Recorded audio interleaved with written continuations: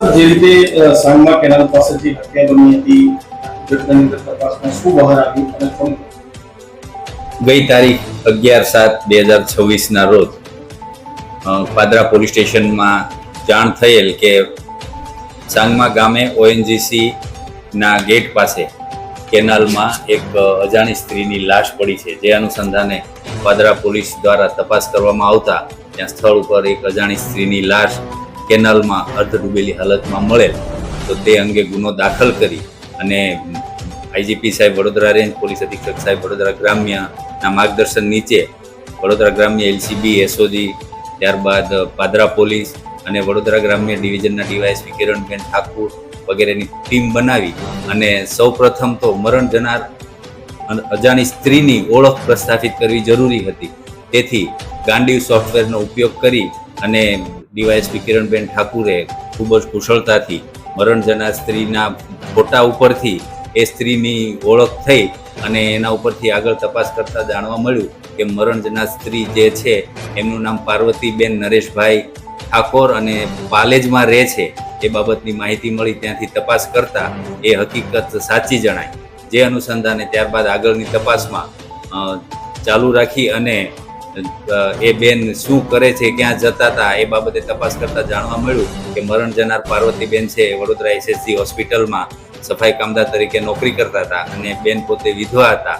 તેથી ત્યાં સફાઈ કામગીરી દરમિયાન એસએસજીમાં સિક્યુરિટીમાં નોકરી કરતા મહેશભાઈ ગણપતસિંહ ચૌહાણ સાથે તેમનો પરિચય થયેલો અને બંને વચ્ચે પ્રેમ સંબંધ બંધાતા.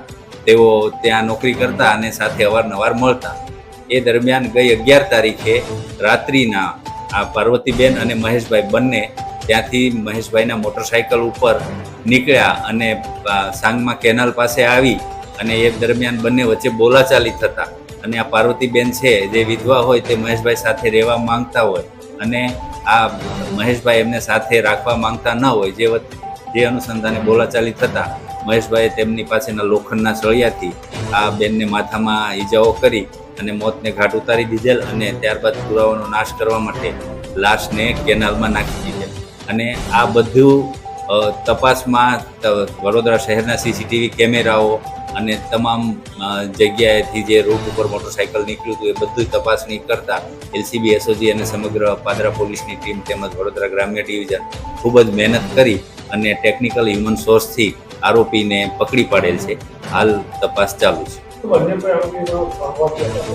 હાલમાં તો હાલની તપાસ સુધી અન્ય કોઈ આરોપીઓ સહભાગી હોય એવું જણાતું નથી, પણ તપાસ ચાલુ છે. આ લગભગ છેલ્લા 3 મહિનાથી પ્રેમ સંબંધમાં. એ બેન ત્યાં એસએસજી હોસ્પિટલમાં સફાઈ કર્મચારી તરીકે કામ કરતા હતા, મરણ જનાર પાર્વતીબેન.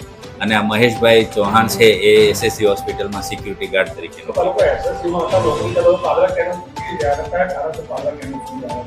મહેશભાઈનું ગામ છે એ પાદરા તાલુકાનું ગામ છે, આરોપી જે મહેશ છે એમનું. અને ત્યાંથી એસએસજી હોસ્પિટલમાંથી મહેશ એમના મોટરસાઇકલ ઉપર આ પાર્વતીબેનને બેસાડી અને બંને સાંગમા સુધી આવેલા.